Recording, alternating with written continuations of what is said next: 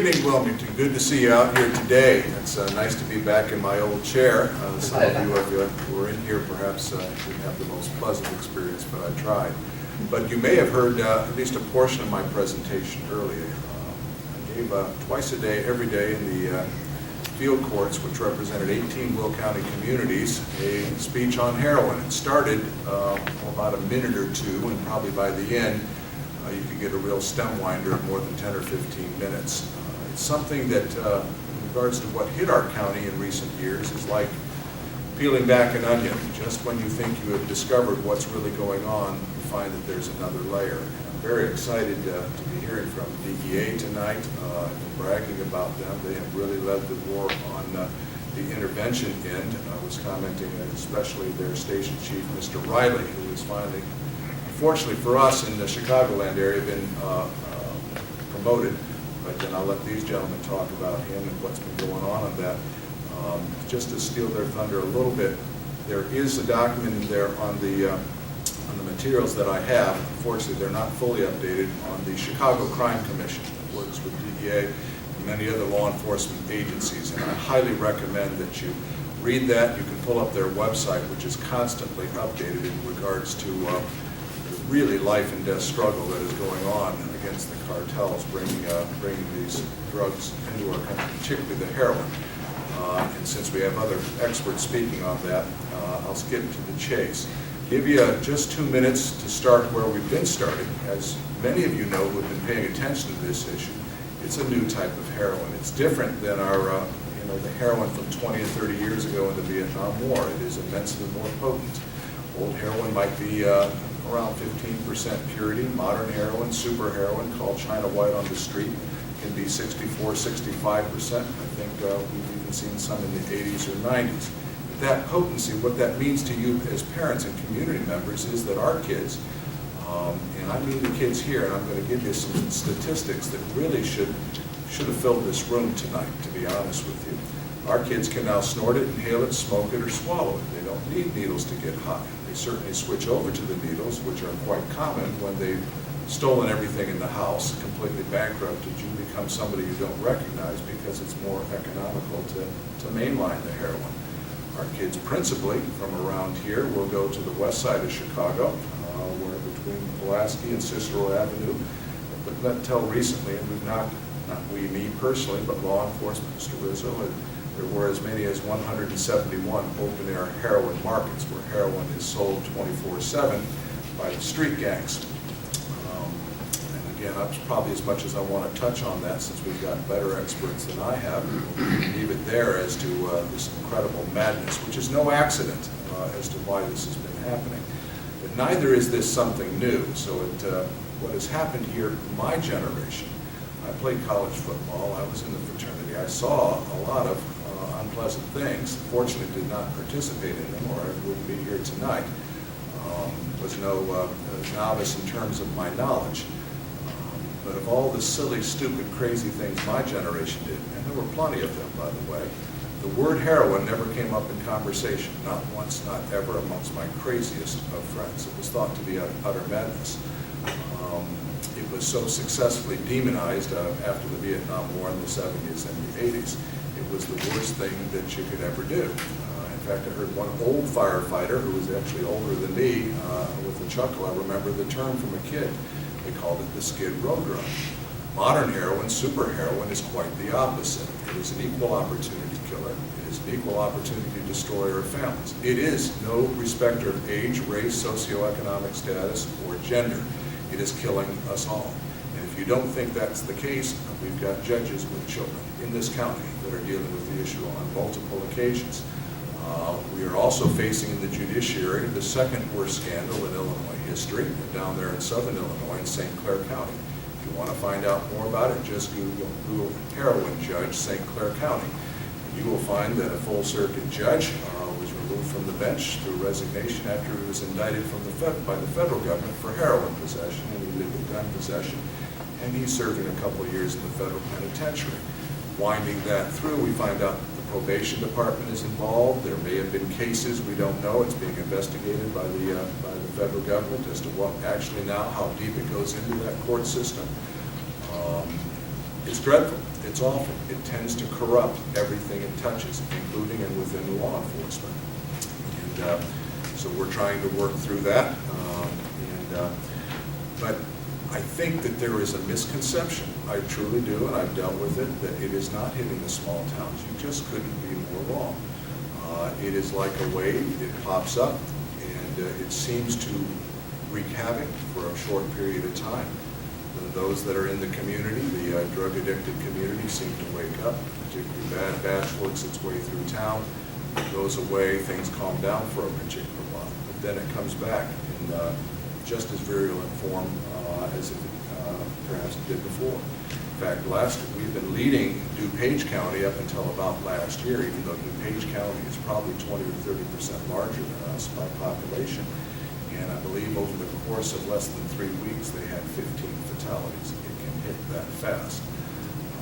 And again, you might not think it's down here. You couldn't be more wrong. I checked Pat O'Neill here, and I don't want to steal his thunder. I guess I steal everybody's thunder. Sorry about that, but no compliment on it. But I went through Pat's magnificent statistics that go back to 1999, looking for the first documented heroin fatality in Wilmington. It goes back to 2004. That's 10 years ago, where there were 2 fatalities in town. Unfortunately, at that time, the sheriff's office wasn't keeping track by township. Now they are, so it's unclear just how many had been going on in the township.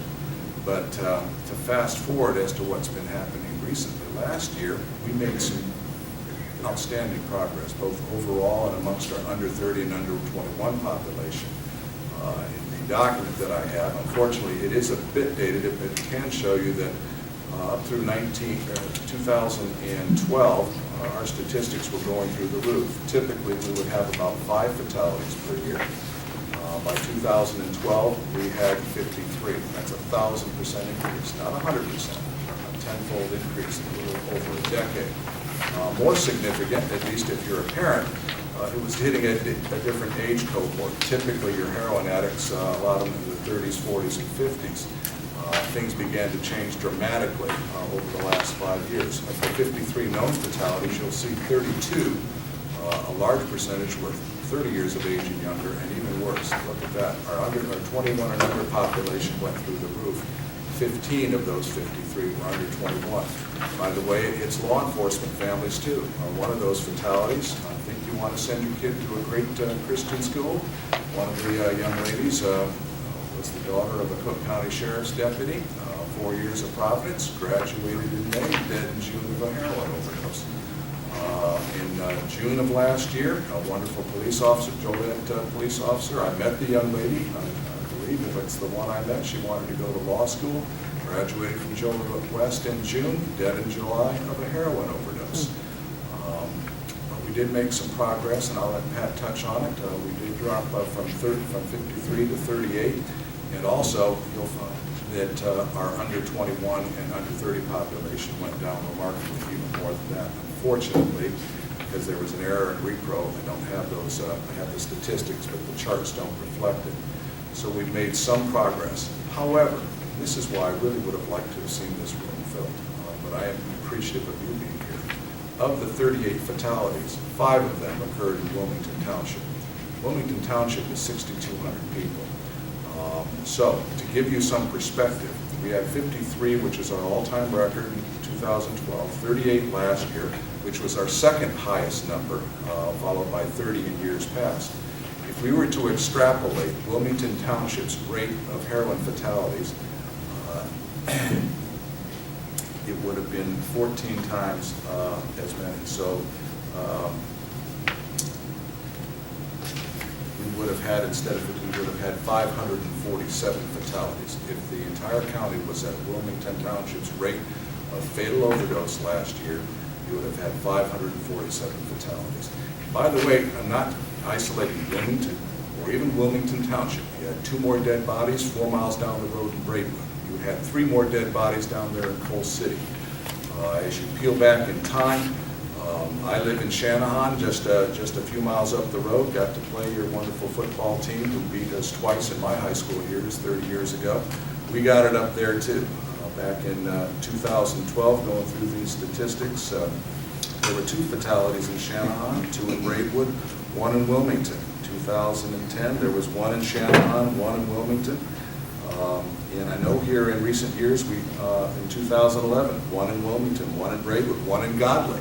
So it's down here. It's down here in a big way, but it tends to be subterranean.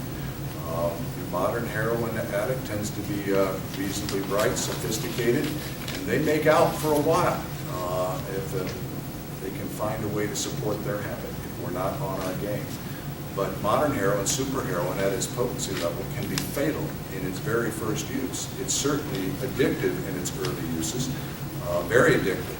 What happens here, and I would urge you to Google this term, called chasing the dragon. It is a concept where these first uses at this potency level overwhelm the young person's brain pleasure receptors of their brain, actually causing brain damage, but it causes an incredible first euphoric high. It's within a young person, oh my gosh, that was great. I haven't experienced anything like that, and I'd like to do that again. And they'll take more and more heroin more often. Those pleasure receptors of the brain have already been destroyed, so by definition, they can't ever get that high again.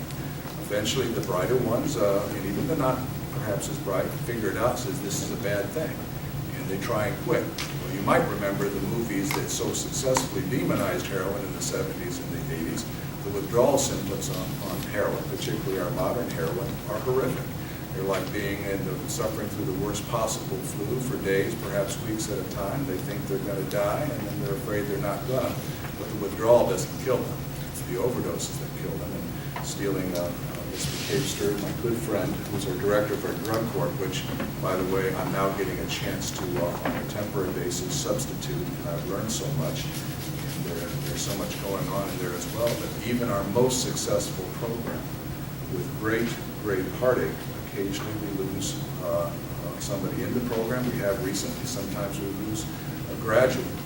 One of the worst situations, my dear friend, Judge Polychondriotis, who is the presiding judge, has given me this opportunity. I remember in tears, they're telling me the story, and I could tell it out in the field courts, because Frankfort, Mokina, and New Lenox, who are perhaps amongst the most affluent places in the county, this ripped their communities to pieces. 7 fatalities over about 6 months. Neuqua Valley High School, up to the far northern edge of Will County, had 3 dead seniors in 1 year. 4th died under suspicious circumstances, and the 5th graduate that summer. That's how it hits. But the story in New Lenox is so deeply moving.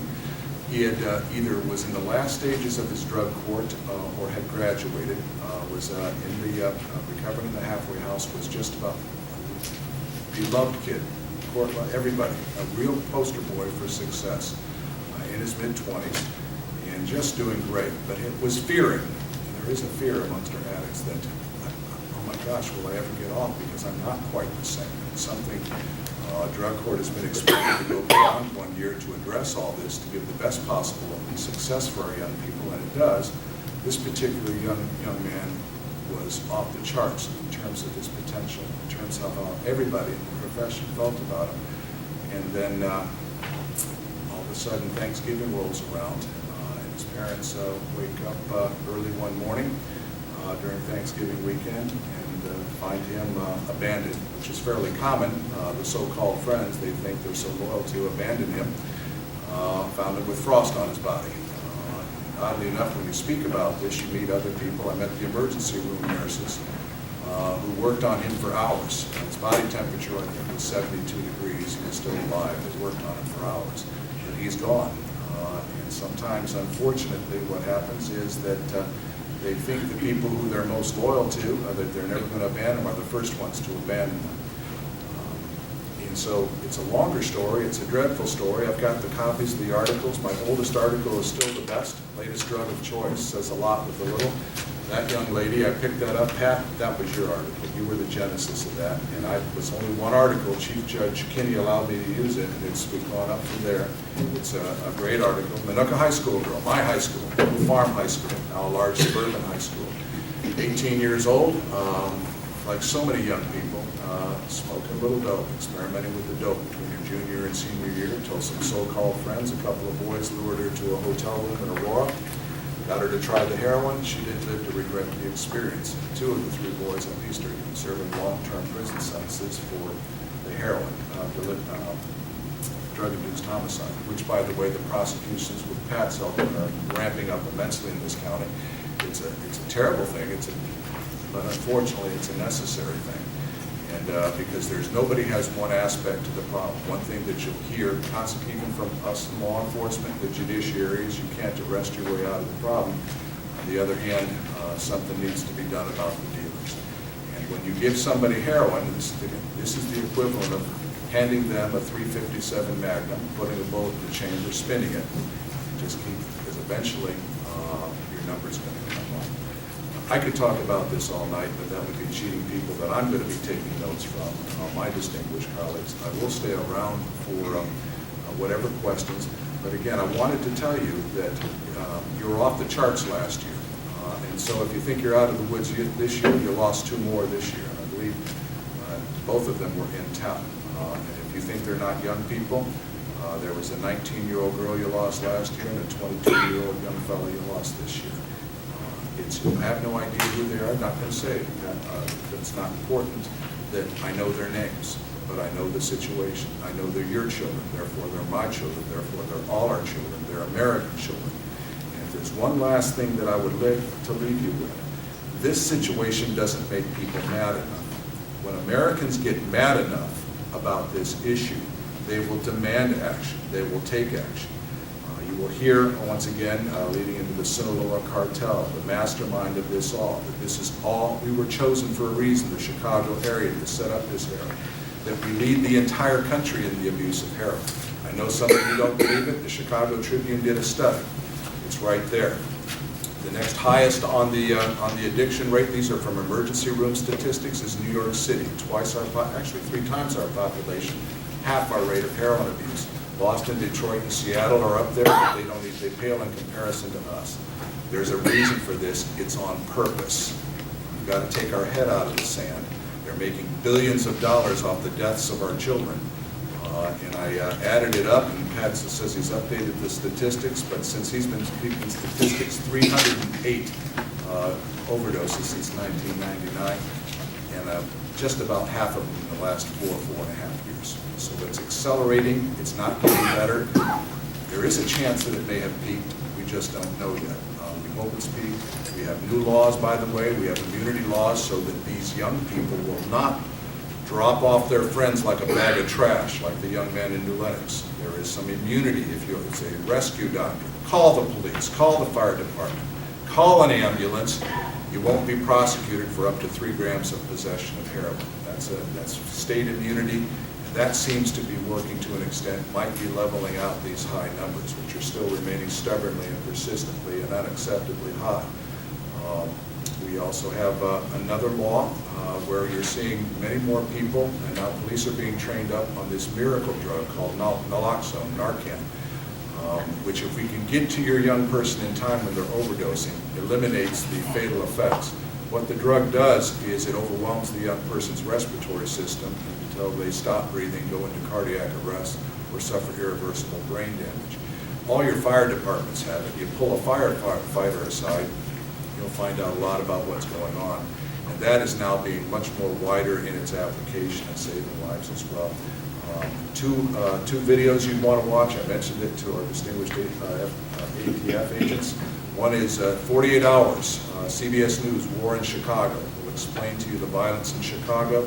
They die of lead poisoning up there. We die of drug poisoning down here. It's 2 sides of the same coin. And the other one is a great special. I think Mr. Riley might be in, Special Agent Riley might be in both of them. It was Drugs Incorporated, Windy City High. And that would be the National Geographic special. I urge you to watch it. It's on the internet. You can pull it up at no cost. Talk too much. I'll stick around for questions afterward. I don't know who would be next. I think I am. Okay. My name is Julie McCabe-Sterr. I am not James Glasgow, although I do work for Jim. I am the Drug, Mental Health, and Veterans Court Coordinator for his office. He sends his apologies. He was planning on coming, but he's prosecuting a double murder, and he's working on his closing argument. So he asked me to fill in. The primary function of our office is to do just that, prosecute people. While we do have other programs like drug court, which I'll talk about, the primary function is to prosecute. In 2005, we initiated 19 heroin cases. That was it, in all of 2005. In 2013, we're at 227. Now, we peaked, kind of like Ray talked about, we peaked in 2010 at 332. And let me go to some of the convictions. So, and again, we talk about the drug dealers versus the possessions. So in 2010, we convicted 24 dealers and 88 people for possession. It peaked in 2012 with 50 dealers and 173 possession cases. And in 2013, we were down to 14 dealers and 109 possession cases. So I would like to believe that those numbers are coming down because of things like the coalition and because of the public awareness, because of drugs like Vivitrol and Suboxone and Naloxone. So we went from 19 in 2005 to 320 in 2011. I think the numbers of dealers have gone down because we've sent so many of them to IDOC. The more you can get the dealers off the street, we're not going to change the heroin highway, we're not going to change the west side of Chicago as much as we might like to, but if we can get the local dealers out of here, that's going to help quite a bit. I would like to say that because so many more people have possession charges of heroin and they're actually getting arrested for them, a lot of those people are not going to IDOC. Those people are coming into programs like drug court and mental health court. And that's what I run. I run the drug court and the mental health court. So in 1999, when we started drug court, it was about 90% cocaine. Now it is over 50% heroin. And most of those people are between 17 and 23 years old.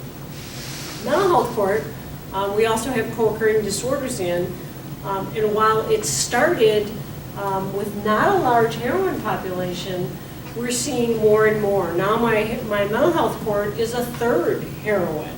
So you're seeing people with mental illness not just use marijuana and not just abuse their prescription medication, but begin to use heroin. A lot of my drug court people and a lot of my mental health court people started on prescription medication. So if you have prescriptions in your medicine cabinet and you're not using them, please turn them into your local police departments and dispose of them. Because the high school kids and the college kids love to hit the medicine cabinet, and they take it to parties and they say, here, try this, and they do Vicodin a few times, and Vicodin high they like, and because heroin has gotten so socially acceptable, which I never thought I would say, they say, well, it's kind of like Vicodin, only better. And they try snorting it, or they try smoking it, and 2 weeks later, they're shooting it. Brandon was awesome, and it was sad, but what happens is, and I would urge you, if you have family members that are trying to or have come off of heroin, they go back to alcohol. And all it takes is lowering their inhibitions just that much. And that's what happened with Brandon. He thought he could go to a bar. He even thought he couldn't drink and go to a bar. But he did. And it took that much, and he was using again. And we see that repeatedly. These people that they don't think alcohol is a drug, so they go back to the alcohol, and the next thing you know, they're shooting dope again. Sadly, in mental health court, I have had 5 heroin relapses in the last 2 weeks. One over the weekend where, thank God, people watch their kids' Facebook accounts, because she posts on Facebook, I think I just want to do a lot of heroin and die. And they were able to find her walking around the streets and get her into a hospital. But people use drugs. Those pleasure places in their brain are destroyed. They constantly seek to feel that good again, and when they can't, they get depressed. And then you get this whole cycle of using and depression, and it's a tough cycle to beat. So you're your adolescent or your adult that doesn't have mental illness has one set of issues, your people that have mental illness to begin with, that is just multiplied in terms of how much harder it is to treat. There are drugs out there now. There's a drug that we've begun to use in drug court with a lot of success. It's called Vivitrol. It's a once monthly injectable drug that eliminates your cravings for heroin and blocks your ability to get high. Unlike methadone and unlike Suboxone, you can't abuse it. You don't get high off of it. And while it was originally approved for alcohol and definitely works for alcohol, and it was more recently in the last couple of years approved for Vivitrol, and we've had outstanding success. So if you have a family member or you know someone that's struggling with their heroin addiction and they have insurance, please have them talk to their doctors about Vivitrol. It's the single most effective tool that we have found in drug court in the last several years. And a lot of our heroin people are on it, and their self-reports and the anecdotal evidence says that it works. Because we're a prosecutor's office, and Ray talked about this briefly, the drug-induced homicides have also gone up. In 2012 and 2013, we charged 6 drug-induced homicides. 2 of those were resolved, and they're doing 6 and 9-year sentences. And those cases, again, are in the suburbs. We're talking about Will County. We're not talking about Chicago. We're talking about small town USA, Homer Glen, Wilmington, the places that people didn't used to think people did heroin. My people in drug court are from every small suburban community in Will County. And they tell me that heroin is easier to buy than alcohol. And again, more than half of my people start on prescription drugs. We have been taking our clients out to speak at some of the heroin task forces. There's a young adult heroin task force that one of my drug court participants spoke at, and I spoke at, and they have been having hearings all over the state. There's also another heroin crisis task force that we went up and spoke at Speaker Madigan's office last week, while they look at ways to change some of the legislation so that we can deal with dealers different than we deal with people that are just using it, and we can increase the ways in which people that are addicted to heroin can get into treatment and into treatment courts. If you have questions about drug court or any of those kinds of things, please feel free to call Mr. Glasgow's office. I'd be glad to speak to anyone about them. And I got to tell you, there was a saying at the jail. When I was the jail social worker for 15 years before I came to Jim's office in 2004. They used to say they got rescued, not arrested. Because when they came into jail, they'd get clean and sober long enough that somebody could work with them and get them into a treatment program. And something like drug court that's so long-term, we used to do it in a year. Now, it's a 3-phase program. So for the first phase, you come every week. The second phase, you come every 2. The third, you come every 3. But we don't graduate you until we're as sure as we can be. And then we have an alumni program. Do people relapse afterwards? Absolutely. Do we send them back to treatment and take them back into our fold? Yes. All they do is call and they come back in. We don't put them back in jail. We reach out and we try to get them help. So don't be afraid to have people arrested for doing heroin, because it's what saves their lives oftentimes. There's a new program that we're hoping we get funding for in January. It's called the Adult Redeploy Illinois, where there are 18 counties up and running, but they ask you to reduce your nonviolent population that you send to prison by 25% by providing them the resources that they need to not reoffend. And we're going to, if we get the funding, be one of the next 2 sites to come on board. And they'll do a lot of cognitive behavioral programming for these people. One of those things is called MRT, and it's moral reclamation therapy. And what they do is they seek to raise the moral level of reasoning with the people that commit criminal offenses to change the way they make decisions. And we're very hopeful that that too will be helpful in this fight against heroin. So I am not going to speak as long as Ray, and he did cover a lot of those things already. Lawyer, talking too much. Yeah, well, that's all right. I don't know. That's why we're so glad to have him in drug court now, because he's one of the most knowledgeable people that I know about heroin. But please don't be afraid to reach out into the criminal justice system, to people at the jail if they've been arrested, to our office even before. We have so many connections to get people into drug treatment that you might not have at your disposal. So please feel free. I'll leave you my number or my card afterwards if you need some of that information. Thank you. I have an agenda. I think I'm after Jim. There you go. Julie.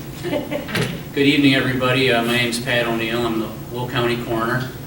And I've been in office for 22 years.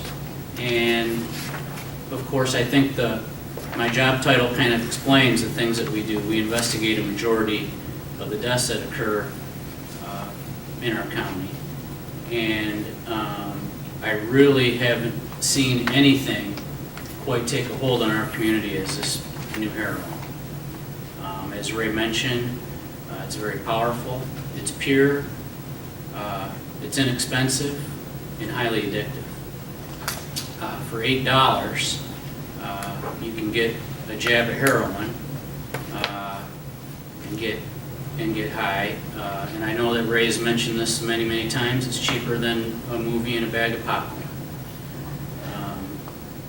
The emerging trend in heroin, our office first noticed in 1999. So about 15 years ago, we had what we thought was an alarming statistic of 6 heroin overdoses in 1999, and have seen really nothing but increases every year since. Although, last year in 2013, we did hopefully make some significant inroads into educating the public at community forums such as what you're having here tonight, and getting the word out that how dangerous and addicting this drug is. I apologize about being a few minutes late this evening, but I was signing out 2 more heroin cases that came through the office this afternoon. So at one point in 2012, we had more heroin-related fatalities than car crash fatalities and homicides combined. So the one category of just heroin overdoses outnumbered those 2 categories, which is something that we've never seen before. And over the past 15 years, as Ray mentioned, 308 heroin-related fatalities. That's the size of a small town. And by the way, all the statistics that I'm bringing up that I'm mentioning, they're all available on our website. WillCountyIllinois.com. Click on the elected officials, the coroner's icon, and all of our drug overdoses are in there. Not only heroin, because I tell you, right behind heroin are going to be your other opiates, your pain medications, prescription morphine, hydrocodone, OxyContin, just to name a few. Over 50% of the people that die of heroin overdoses or that use heroin start by using prescription medications. Maybe they had a back injury, or perhaps someone in their family was prescribed that medication and they took it from another family member. That's how a lot of these addictions actually start. So in addition to that, I brought with me a few pamphlets. I don't have enough to pass around to everybody, but we're seeing some new drugs that are available on the internet. Perhaps some of these things were available at the local gas station a few years ago. But one thing that we're seeing right now is a drug called N-bomb. It's a hallucinogenic. It is like a synthetic PCP, and that drug itself can result in a fatality, but what it does to a person, that oftentimes results in a fatality. They'll jump off a building, perhaps run out on the interstate, and just do all kinds of crazy things. There's other drugs available at the internet. At the convenience store, Purple Drink is one. It's a mixture of Sprite, Jolly Ranchers, and cough syrup. And kids are overdosing on that. And then you have your energy drinks. You have your 5-Hour Energy and your Red Bulls. Well, the new phenomenon now is anti-energy drinks. They're known as lemon bombs. And they're produced and marketed to be an anti-energy drink to unwind and relax. They're sold as dietary supplements, and these are things that we're starting to see as well. These drugs have ingredients similar to cough syrups and cold medicines and things of that nature. So, what we're involved with, heroin certainly outnumbers all other drugs. Ray and I worked, when Ray was a prosecutor and I was in the coroner's office, we worked with cocaine. Cocaine was a big killer, and not only with overdoses, but in the violence that it caused in our community, with the gang wars and everything else that was going on. But nothing even comes close to the number of fatalities and what this particular drug causes. Ray brought up the term Narcan, which is an anti-opiate reversal drug. I believe that our fire departments, countywide, are probably saving at least one person a day with the use of Narcan. And that's countywide, because there's no demographics to this heroin. When you look at what we have in our statistics in the communities that we're having these fatalities in, just to name a few: New Lenox, Shorewood, University Park, Bolingbrook, Crest Hill, Lockport, Romeoville, Wilmington, Braidwood, Godley, New Lenox, Frankfort, Mokina. Every city in this county has had heroin fatalities. Every fire department in those municipalities carries Narcan, and I believe that they're administering Narcan at least once a day. Without Narcan, how many fatalities does that leave us with? It leaves us with hundreds.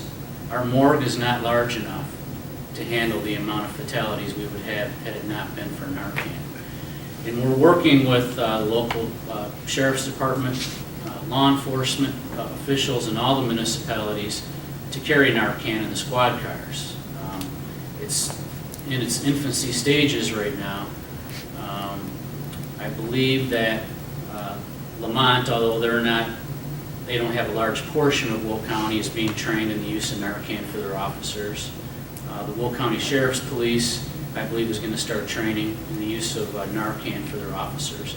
Many times they arrive before the paramedics, before the EMTs arrive, and it's those crucial seconds that can count on some occasions. So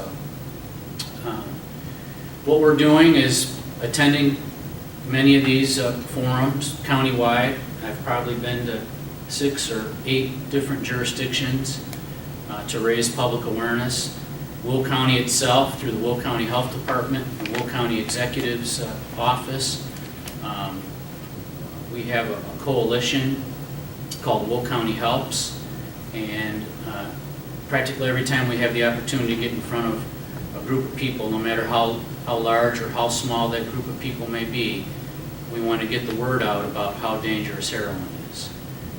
We have a motto: if you try heroin one time, you could wind up dead. And for some of these people that we have come through our office, for many of them, perhaps it was their first time they've tried heroin. And unfortunately, their cases resulted in a fatality. So again, I urge you to look on our website. There's information about Will County Helps.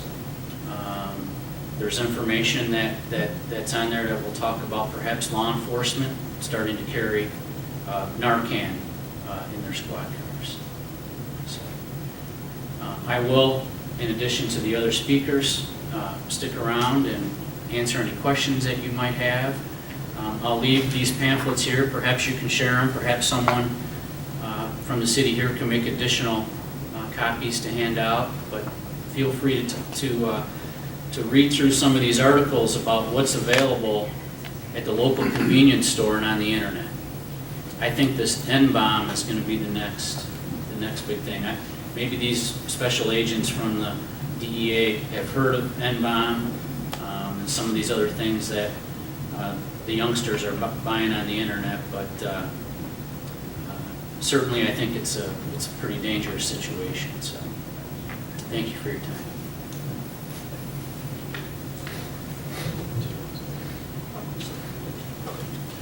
All right, thank you very much for inviting us here. Hopefully we have something informative to tell you. We obviously agree with a lot of what has been said already. But the one thing that I would like to kind of bring to your mind is the fact that what you're seeing play out here and in Illinois is actually a global problem. And there are other countries out there actually that are suffering the same types of narcotic addiction that the United States has. You just don't hear about it that often. But again, to give you kind of like some global context, every single one of those deaths that we've been talking about here today has its origin in some other country. Heroin is not produced in the United States. It's produced in 4 different regions of the world. Southeast Asia, or Southwest Asia, primarily Afghanistan, is the world's largest supplier of heroin. But by and large, that heroin is actually consumed in places like Iran and in Afghanistan and Pakistan. And a lot of that heroin goes to places like Russia and into Europe. Not a lot of it comes here to the United States. Another area is Southeast Asia, which is Burma, Laos, and Thailand. Again, not much of that heroin comes here. In fact, we haven't seen many samples in our country in probably 7 or 8 years. The bulk of what we see in our country comes from Colombia and from Mexico. Those are the 2 main source areas that affect the United States.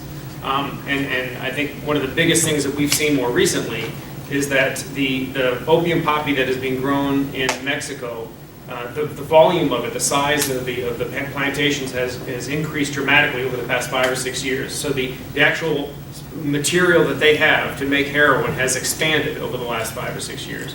So in a sense, although South American heroin dominates markets like Chicago, New York, and Baltimore, and Washington, D.C., and Miami, in our area, in Chicago, St. Louis, Detroit, in this little area here, this pocket of the United States, we're starting to see a lot more of this Mexican heroin coming here, and they're basically pushing the Colombian heroin out.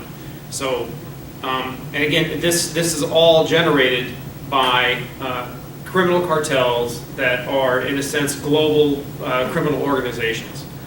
Preeminent among them is the Sinaloa cartel. They funnel a lot of what they produce here to the Chicago area. And the key thing there is that they are acting almost like a business in the sense that if you've got something that sells, they're going to produce more of it. Because if they're making money off of it, they're going to want to make more money off of it. So they have been engaged in the narcotic business for a long, long time. The Mexican cartels, 50, 60 years ago, were the sole suppliers of heroin to the United States. Things have changed over the intervening decades, but they're right back at it again, and they're producing a lot of this heroin that's coming here. The same thing, and I don't want to beat heroin to death. I mean, that's obviously a huge thing, but if the title of what we're talking about is what's next, I think the other thing that you need to be aware of is that the same cartels, the same Mexican cartels, criminal organizations, are engaged in producing and disseminating methamphetamine. Now, this is something that typically in the United States was always associated with, like, the Beavis and Butthead crew, the mom and pop guys that were making a couple ounces here and there.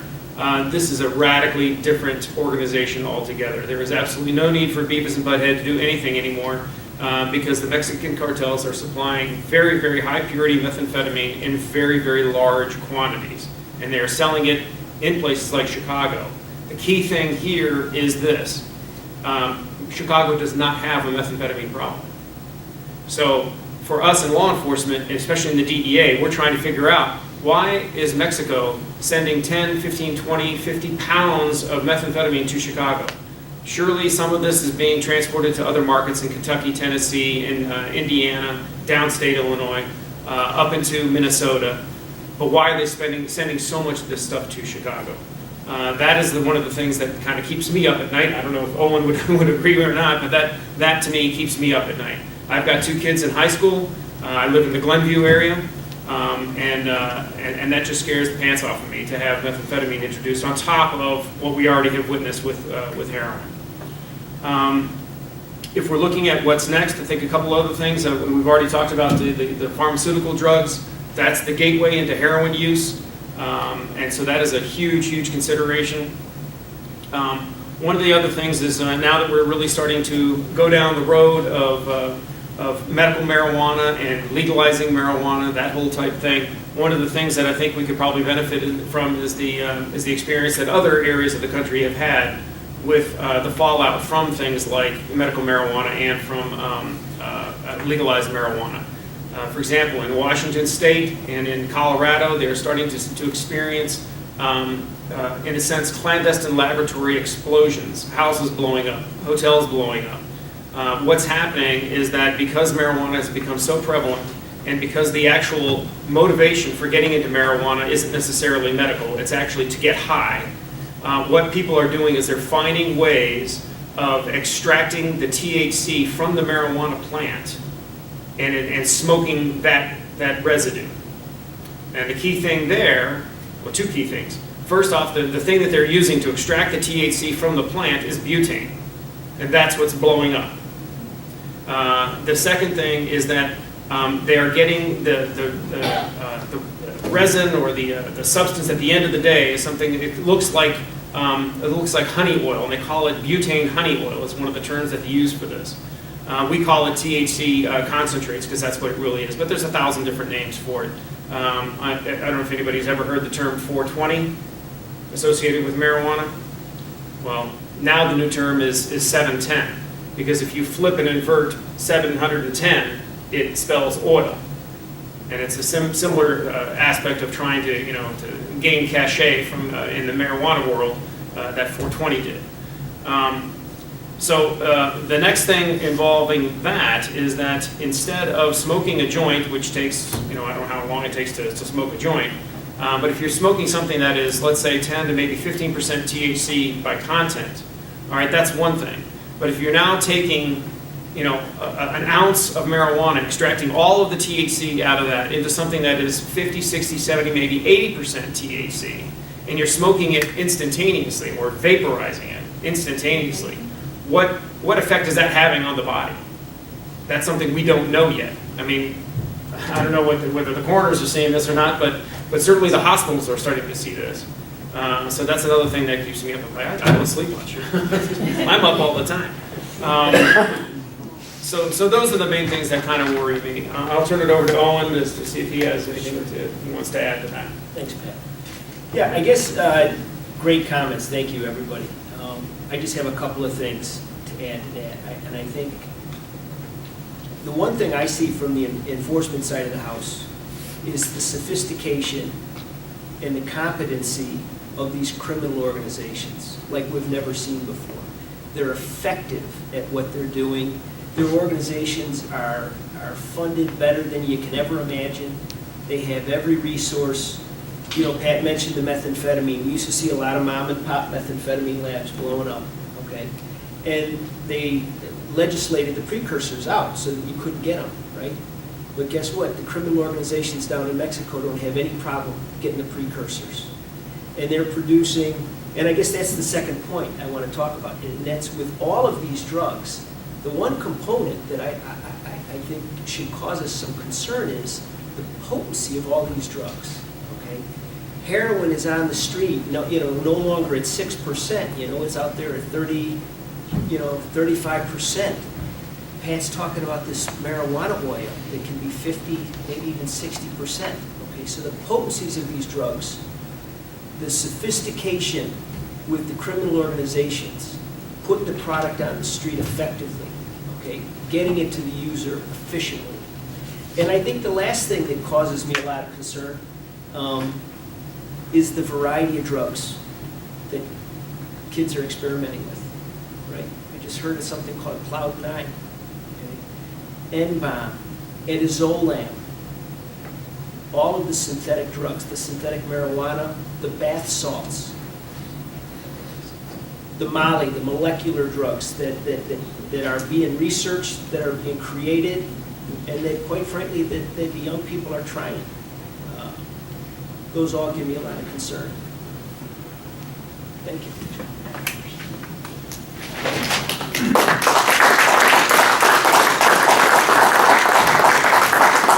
Do we have any questions for our speakers? Go ahead, Carla. Okay, so you guys over here, you guys just scared the bejeebies out of me. I don't even have any questions for you guys because I'm too scared to think about it. Wow. First, Judge Nash, if someone overdoses and they're taken to the emergency room, they're given the Narcan and they're taken to the emergency room, can they be arrested for possession? Since it is in their system, and I would think in a legal sense, they would actually, their system is in possession. Is that, or is that not something that can happen? It's been bandied about. It's technically possible. It's just not done as a matter of practice. One of the areas where, going back to when I was prosecuting, that was bandied about, we were having so many crack babies. This is when cocaine during the gang wars gravitated from granular into the crack cocaine, and we were getting the crack baby, so to speak. Came very close to beginning to prosecute mothers who were deliberately had it in their system because of the horrific effects that it would have upon their babies. That's probably about as close as we came to any widespread use. Typically, it is not done unless there is some residue, some actual amount that is found on their person. Then they can be prosecuted. But then again, it also falls into how this information falls into the police because of the new immunity law. If somebody is reporting it, and that person then is immune from prosecution. They're not immune, however, if, for instance, they give the drug to the person and they die, and there's enough evidence to prosecute them for drug-induced homicide. But they are immune up to 3 grams, and the state's attorney's office, they're trying to implement the policy of the state of Illinois, usually gives fairly wide discretion. It may be a little fuzzy and hazy as to how the thing got reported. What they're trying to do, again, acknowledging full well, this is a 3-pronged approach. I mean, it was a great point that Julie made. We're actually trying to drive the addict population into treatment on the position. You don't have enough, you got more than 50,000 people in this penitentiary system already. It's reeling. Not that, and I'm all in favor of the right people going, don't get me wrong on that. Julie and I have our debates on that issue too. But the vast majority of these folks are addicts. You don't have, whether you thought that, whatever you think about it, there isn't enough room at the inn. And bang for the buck, you're better off driving them, using the coercive power of government and temporary incarceration. Because guess what? This never happens, or maybe Julie has much more experience. Maybe it does occasionally happen, but this is, you know what, today I've just had enough of heroin. I just decided, by God, I'm not going to do heroin anymore. You need much, much more needs to it. They actually have to be driven and coerced into it. And of course, eventually they have to want it for themselves as well. It has just not been my experience to say that it's, well, I've hit rock bottom, I said, with some alcoholics. I'm going to get myself into A. They actually have to be driven into it, and then the resources provided. It is that potent. So I think probably the philosophy, and I'm now speaking for the state's attorney, I do know him quite well, would be counterproductive in that particular fashion. At that point, you've got a near-dead addict.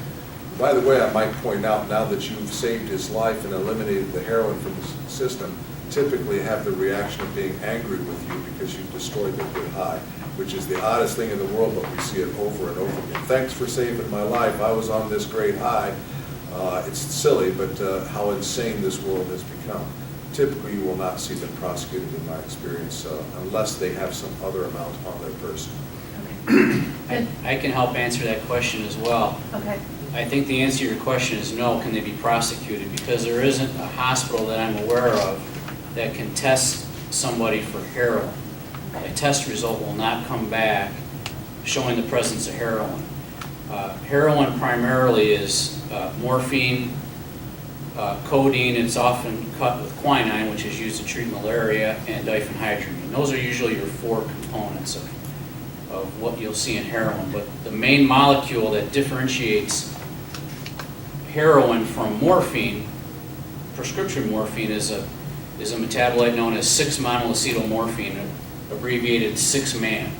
Hospitals do not have the technology to test for 6-MAM. It's the only way that you can differentiate between a prescription morphine and street heroin.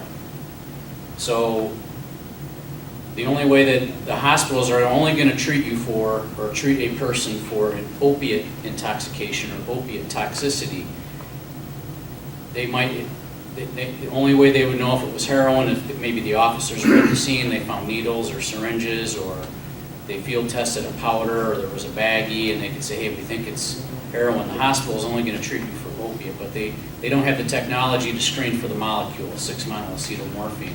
So the prosecution would have no evidence to say that it was heroin or prescription morphine, so it would probably be a losing battle for them to charge someone if they tested positive. The hospitals only screen the urine for barbiturates, PCP, cocaine, opiates. They don't know what they are. They just know the classifications of drug categories that these fit into. They would have no way to know if they were legal or illegal substances. And the 6-MAM's only in your system for 2 to 8 hours. Oh, really? So it metabolizes to the morphine Very, very quickly. It's actually 6 to 26 minutes in your blood, and it disappears out of your blood, and then the only way to find it after that is in the urine, and it disappears out of the urine as soon as someone uses the restroom. It's gone. Really? And with the immunity from prosecution, if they called and sought the medical attention, then we can't prosecute them. If someone called for them, we can't prosecute the person that called or them. If they happen to be passed out at the wheel of the car and there's a needle and heroin sitting next to them, and somebody comes upon them, we absolutely can prosecute them. I have a question on that. As the coalition and our police department offers drug testing kits, so if they go to the bathroom and they've just recently used heroin, our testing kits would not be able to pick that up? The 6-monoacetylmorphine is a very quick-acting metabolite of someone that used heroin. Very fast. In the blood, it's detectable for all practical purposes in the blood for about a half hour. In the urine, pretty much as soon as it leaves the blood, it metabolizes into the urine, and as soon as someone uses the restroom, the heroin molecule is gone, but the other markers would still be there. Okay. They stay a little bit longer. Julie knows. So your 5-panel tests that you get, those are the tests that I Yes. gave you, are going to test for opiates. So the heroin would show up as an opiate. Marijuana, cocaine, amphetamines, and then the last one is either, because I buy both, is either going to be benzos or PCP.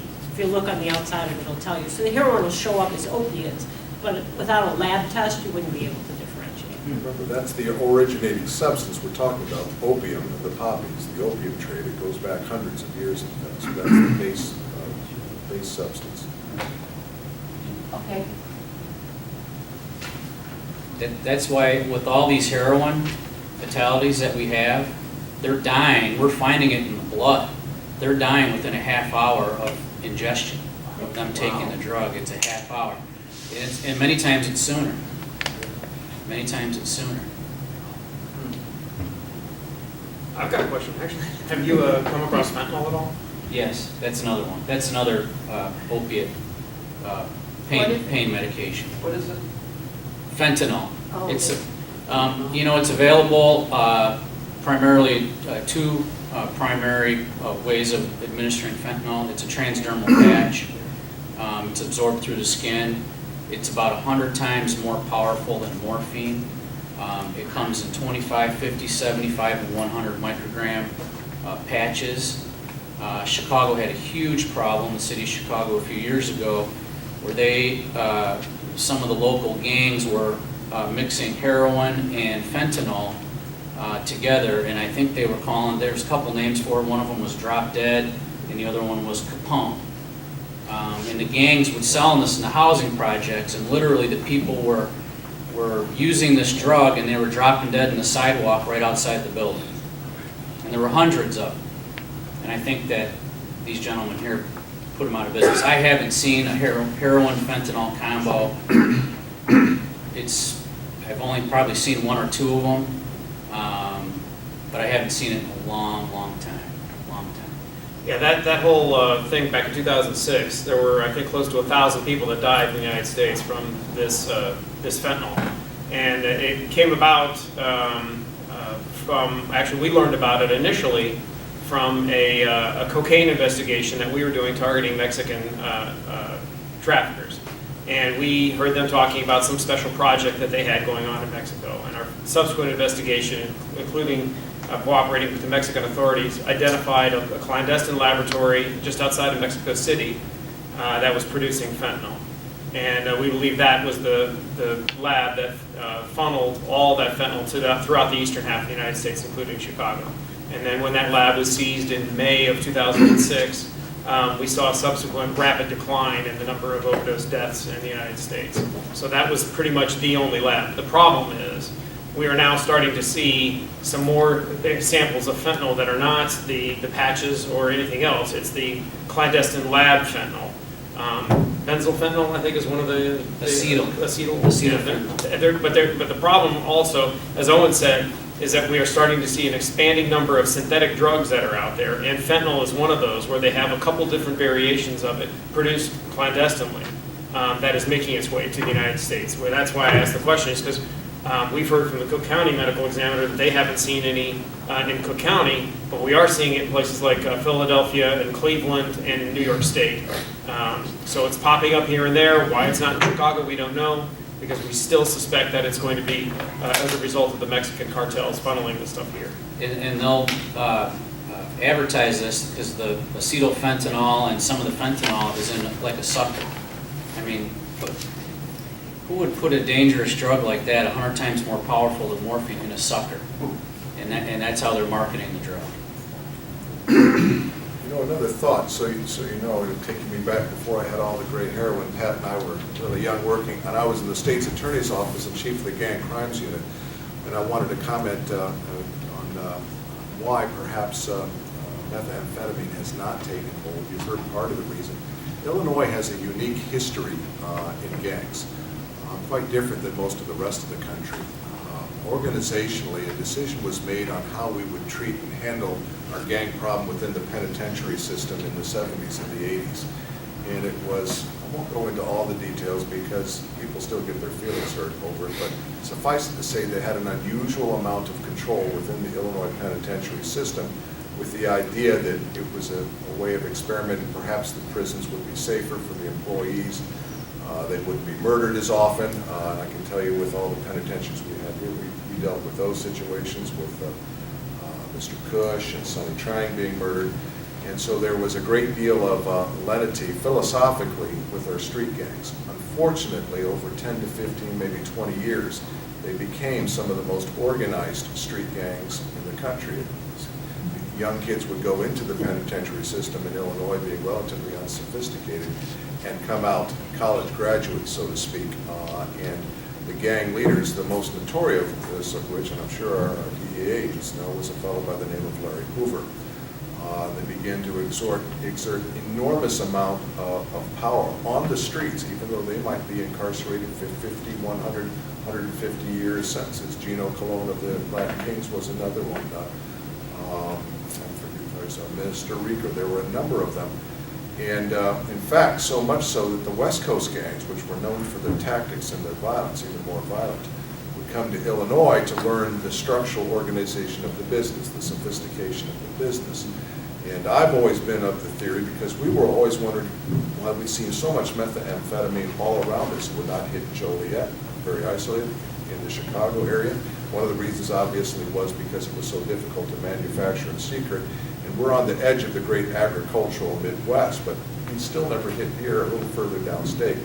And I've always been convinced, and for just throwing it down theoretically, that the street gangs in Chicago, which again, there are approximately 100,000 street gang members in the greater Chicagoland area. each and every one an agent of the Sinaloa or other cartels or potential agent. So they transfix themselves in the cartel over this already existing retail structure to do the drugs. And it is incredible. So you have the wholesaler, so to speak, and the retailer already exist on top of Chicago being the pearl of the Western world in terms of logistics and transportation. That intermodal facility down there, and I hope we really start looking at that, that's the largest inland port in all of North America. We have all these interstates.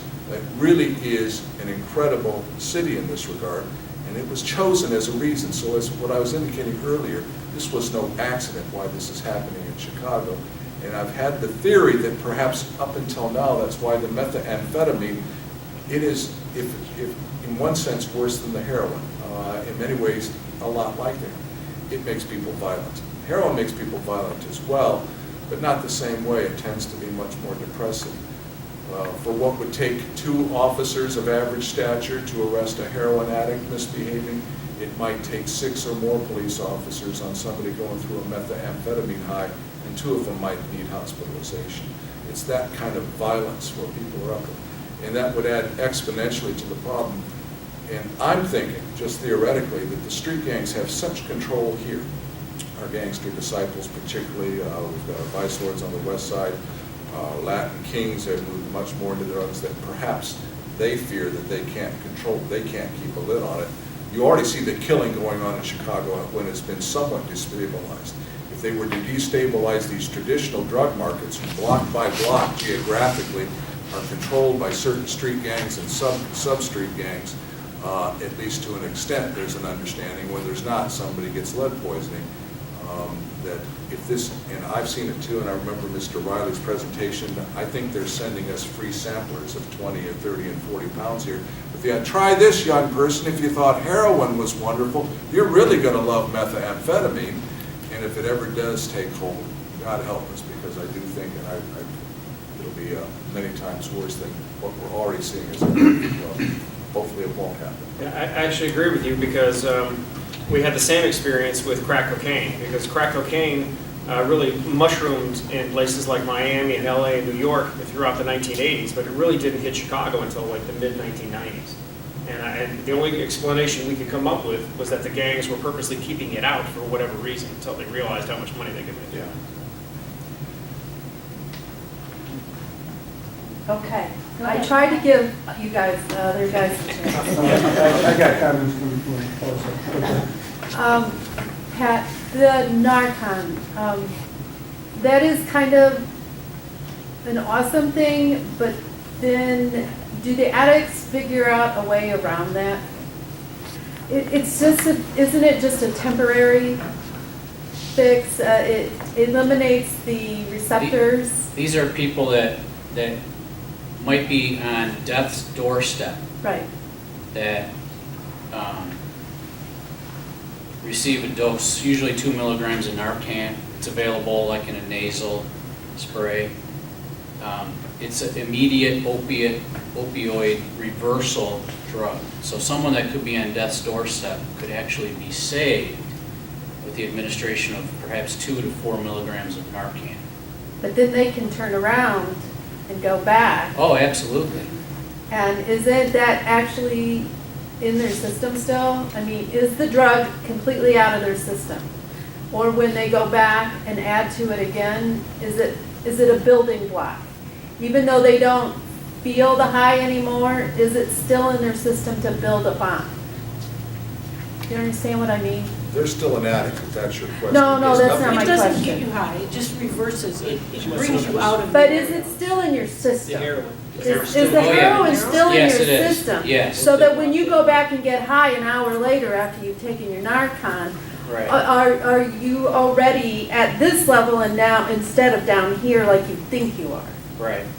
Yeah, so the heroin, a lot of the cases that people receive first aid, sometimes it's too late. Even with the Narcan, it's maybe technically they might still be alive. They might have a faint pulse. They're unconscious. They get Narcan. We detect the Narcan in our toxicology screening along with, it doesn't destroy the heroin. It just reverses its effects. So someone that receives Narcan, You know, many times it does work. Sometimes that's even too late. We'll detect all the components of the heroin along with the Narcan in the toxicology report. But generally, if you receive Narcan, you're not going to the hospital and then an hour later going home. You're generally going to stay at the I hospital. don't know, some people I know might. Some might, yeah, you're right. Okay. Some might come out AMA and then go right back to using heroin again. It's always been my concern, in what you're hinting at is, it's not a long-term fix. It's buying time. It's a lifeboat. In fact, it's kind of a lifeboat, a leaky lifeboat, a life preserver, so to speak. It's got to be combined with treatment, or the inevitable. Inevitably, somebody won't get there in time. And what's happening now with more and more parents, and any loving parents is going to do this, I suppose I would too, they're training parents of addicts to be able to use this. Well, sooner or later, they game the system, but they guess wrong, and somebody's not around. Obviously, if you're dying and you're unconscious, there has to be somebody else around to give you the Narcan. And so it's only buying time. It saves lives one at a time on a short-term basis, but it's like that proverbial Russian roulette game. Sooner, it just delays the inevitable unless we can get them into treatment.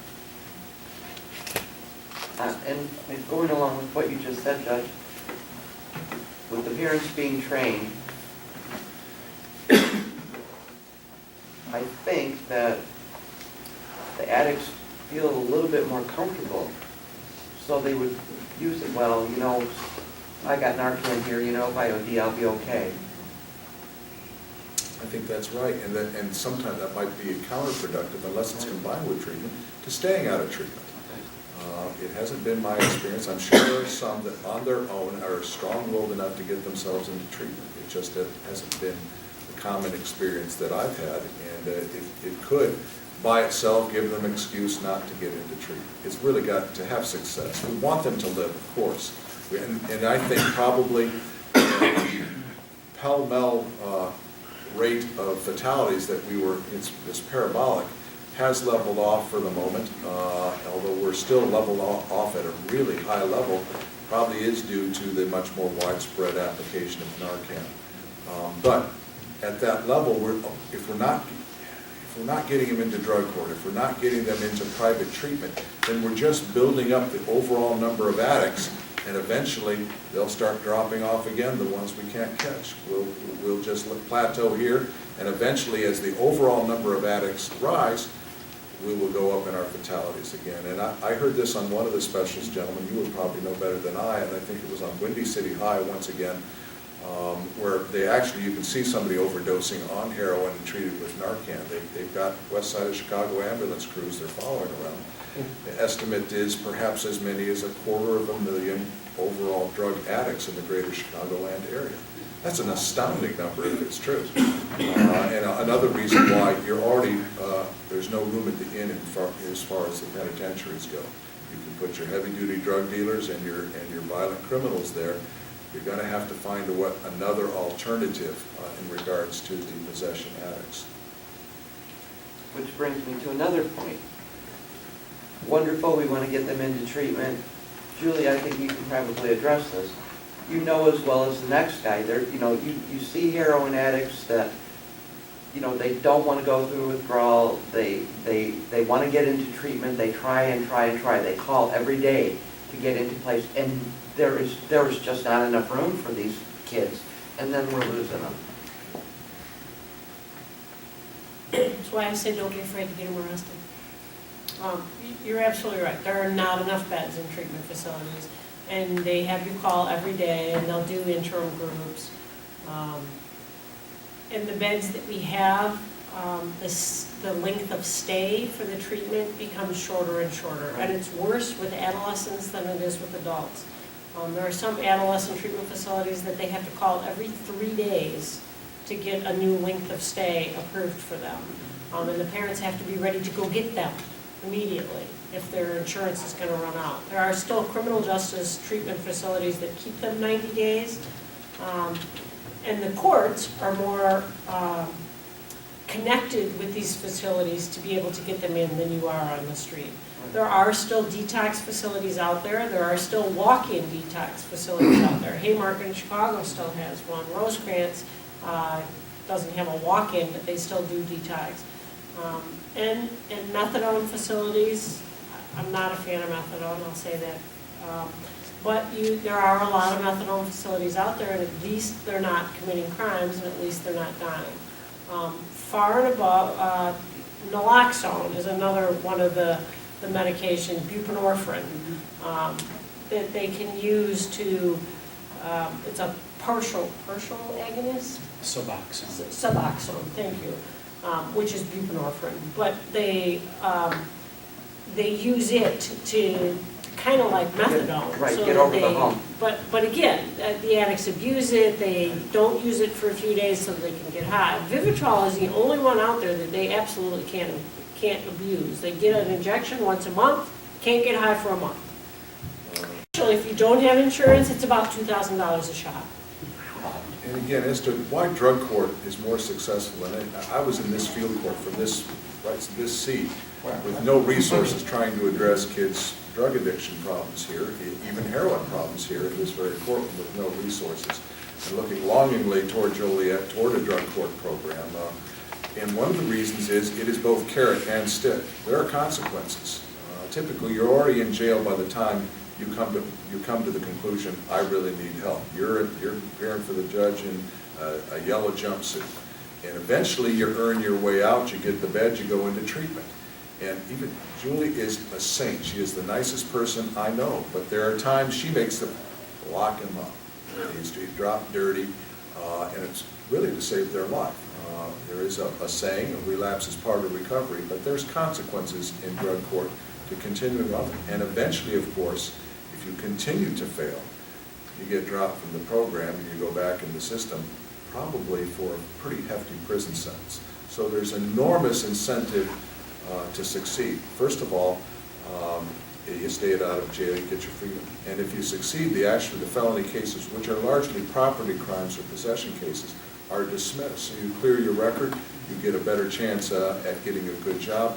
More importantly, what Julie and her team, there's a whole team of, it's really amazing to watch. I wish I could describe it fully to you. And they are deeply committed to people and to this program and to its success. It's changing, it's a philosophy of life. It is actually retraining these young people on how to live responsibly. And there are checks and balances from the house managers where they live, to the rules that they have to obey, to the community service work. It's intense. It is no walk in the park.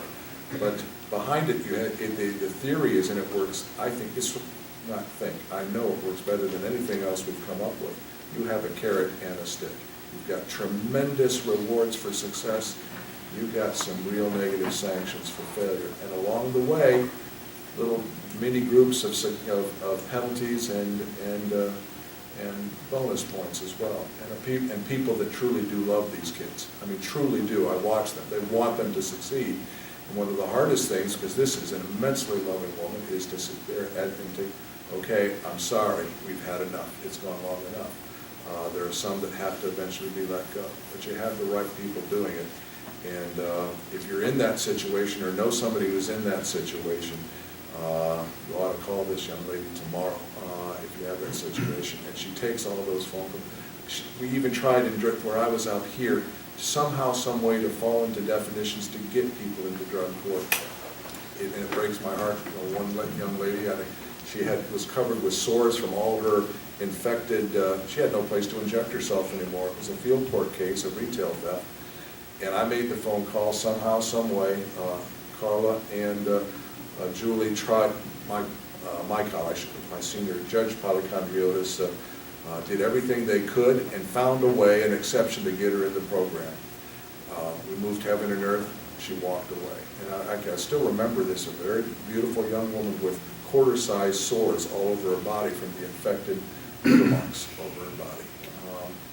And there it was it was laid out. But I couldn't send her to jail because the field court doesn't have jailable sentences, so I didn't have that coercive power. You will go. I had nothing over her. So. Thank you for that. It's absolutely true. One more question, maybe? Go ahead. I know we have a problem in Wilmington, and I'm assuming not everyone goes to Joliet or Kankakee to purchase their drugs. What can we look for that, how can we tell that it's being sold in Wilmington? What can we look for, like a house where there's a whole lot of traffic going in and out? Do you know what I mean? I'm not being clear. No, I think, first of all, you did make several years ago, the police here made a great mid-level, actually it's the lower mid-level, you busted up your dealers. And it would be obvious for that, absolutely. Is that Officer Rhonda there? I can't see in the distance. Officer Rhonda Thomas, great officer, I call her in a heartbeat. I put my life and my children's life in her hands. That's how good and honest an officer, and her husband for that matter as well, Sergeant Thomas. Absolutely report it. And they have actually, I can't go into all the details, you have a former man's unit officer here who's now here. They've built intelligence. We believe largely the drugs, that particular heroin, at least the last, I haven't been in town in about 6-8 months, would be coming in from the outside. And if there is information that is available, absolutely, I trust your police department. You've got a great small town police department. There aren't a lot of extra resources, but they will deal with it. Of course, we have specialized units. Maybe this would not be probably at the DEA level, but we have the Metropolitan Area Narcotics Squad, which is locally, which works with DEA, as well as the Cooperative Police Assistance Team called CPAT. And also the Sheriff's Office has their gang suppression unit, which also does drug work. But I would certainly, and Wilmington police have been effective on rooting out the dealing portion of it locally. In fact, if I'm remembering correctly, a few years ago, you had a senior citizen to supplement his retirement income going up to the city of Chicago and bringing down some of, just a little bit of supply. What would someone like me look for? Well, you know, let the DEA fellas answer that as far as, just think, well, things in regards to that you've got a drug house beginning to operate in the neighborhood, what would be? Well, I think the main thing is what you said. You'd see a lot of traffic, you'd see a lot of erratic behavior, you'd see different hours, different, not familiar faces, out-of-town cars, things of that nature. And then within the city, you'd probably see an uptick in thefts. As people, try to maintain their habits, they would steal things and sell them just to get the money to get high.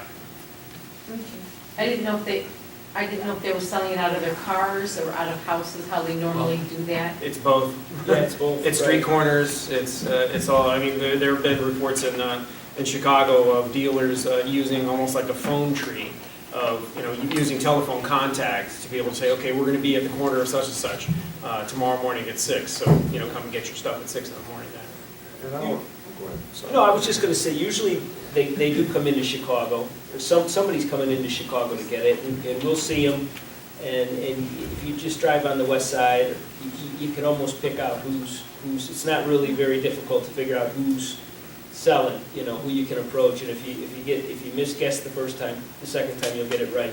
We've seen it where they'll line them up. Great video was shot by one of the surveillance officers of a group that was waiting for the source to arrive, and it was like they were in the checkout line at Target. And they were, every ethnicity, every age group was there, and they were all standing there with their $10, and the lady showed up, and it was just like a checkout line. One guy was collecting the money, and she was handing out the dope, so. And then typically somebody like that would bring it back to the neighborhood and make the calls on the way down and arrange to meet with the folks that they were going to be supplying. People meet at gas stations on the way into town, and come back down 55 and they get off. You see people pulling up next to each other in the gas station, trading cars for a minute, taking off. Before you pick up on this, we're probably skipping your best source of intelligence or information, which is your own children, and paying attention to what they have to say, and having such a relationship. All right, shut the door. This is between you and me now, and discussing really what's happening in town. A lot of the kids see things, they certainly hear a lot more, and you need to pay really close attention to what they say. I'm starting at the high school level, even maybe at the 8th grade level. We do get reports occasionally of this going down to the junior high level as well. You'll be looking, if you have your own issue to deal with, or perhaps your friend's friends, You're going to be looking in differences in behavior. You're going to be looking for grades that are dropping. You're going to be looking at no longer being interested in sports or extracurricular activity, a new set of friends, different ways of dressing. There might even be health issues. Your child doesn't appear so good. There might be a greater pallor. The pallor of their skin begins to change. And of course, the infamous heroin nod, when they almost that sleepy 1,000-mile stare that they have. After a while, without even being able to describe it, you can tell whether you have with a pretty good guesstimate of whether you have a heroin addict in your courtroom or not, by how they're holding themselves and that long, almost like a veteran of a war, that 1,000-mile stare. And I'll literally tell them, somebody says, you've really looked into the gates of hell, you've seen it, and you're still here. He says, you're absolutely right. That's, of course, at the farther end of it, but you want to look for those behavioral changes, and you want to obviously foster the best possible relationship and communication with your kids, and don't be afraid to talk to your friends' friends on what you can pick up remarkable things if you have the guts to ask and the guts to listen to what may be an honest answer that you may find less than acceptable. But our kids are our best source of information on what's been happening in town. They pick up all the gossip, rumor, innuendo, and often good kernels of truth as well. And our good officers here constantly pay attention to the kids, and particularly Officer Thomas, who can talk to anybody, anytime, any place, and get good information. So did that answer your question to an extent anyway? Yes. Okay, There aren't any high-level heroin dealers in Wilmington. Wouldn't you agree, Ray? they haven't been brought to my attention. They did break up a ring here, was it 3 or 4 years ago, Officer Thomas? About 4. About 4 years ago. I no doubt that there's somebody on the wing street, and we're not saying that somebody might not hand somebody, somebody went up to the city. That's not what I would call a dealer. What I'm talking about a dealer is somebody who's in the regular operation of obtaining the drugs and retailing them here locally, for profit. One of the hard things is that the heroin network is very closed. And they never want to let you out, by the way, once you're in, and they constantly reinfect each other with the heroin. They never really, it must be a terrible, frightful, fearful thing to be involved with this particular type of addiction, which is so deadly, so difficult to break. And their communities of drug dealers tend to be very, very tight.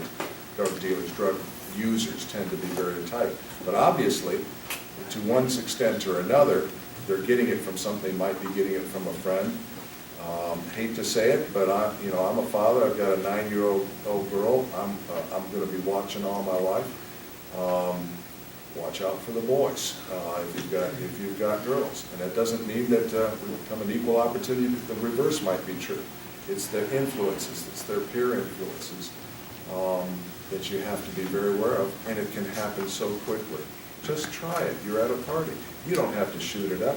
Just give it a quick sniff or just taste it. You're really going to like it. Worse yet, one of the young people that was in front of me, and these DEA officers may have met him, but he's the father. And when I began giving this presentation, this young man listened to it. He was in my New Lenox field court, and scared him, apparently, but not bad enough. Later on, I found out that he had been tricked into doing the heroin. That's Billy Roberts. If you think it can't happen in your family, once again, the father holding his dead son's picture. Billy was 19 when he was in my New Lenox field court. I gave him the speech. He seemed to take it to heart, so I'm told. But he had been tricked into doing the heroin. He was working at a fast food place like a lot of teenagers. His so-called friend gave him a pipe to smoke, thought it was marijuana or hashish. It was laced with heroin as well. He was addicted on the first use, smoking it. Numerous overdoses. That's Captain Robert, Chicago Police Department Homicide Division, full university professor, Lewis University, and he now leads, and you mentioned that earlier, the HERO group. There's so many parents of dead children around this county that they have a support group. I urge you to get into contact if you have this issue. Heroin Epidemic Relief Organization. You can also call the county executive's office for more contact. But Billy had been tricked. He was the kid next door. I mean, this is up in Homer Township, Lockport Township, and there was his best buddy down the street, the co-founder, the father of it, also dead. And there are so many parents, grieving parents, that are reaching out to try and do something. Their children are gone. They're trying to reach out to make sure yours don't go the same way. And to just reiterate, if you want one phrase, an ounce of prevention is worth 10,000 tons of cure in this particular situation. Because as you correctly said, the enormous resources it takes toward getting one heroin addict off of heroin is enormous. And you should see these wonderful people at work. And it's the only thing I think that I see having a high probability of success. This treatment can work, but I have to say this. You can spend $100,000 on private treatment, say, well, that was the college money. I guess we'll spend it to save your life, and that might work. But the odds of lifetime recovery, once you get beyond 6 months, a year, and down the road, really begin to diminish. I think the drug court has, which isn't perfect either. We know this. We've already indicated to you we've lost some souls, too many souls, and some do fail and go back to the penitentiary, but it has the highest rate of success. But nothing is better than prevention, which is why we're here.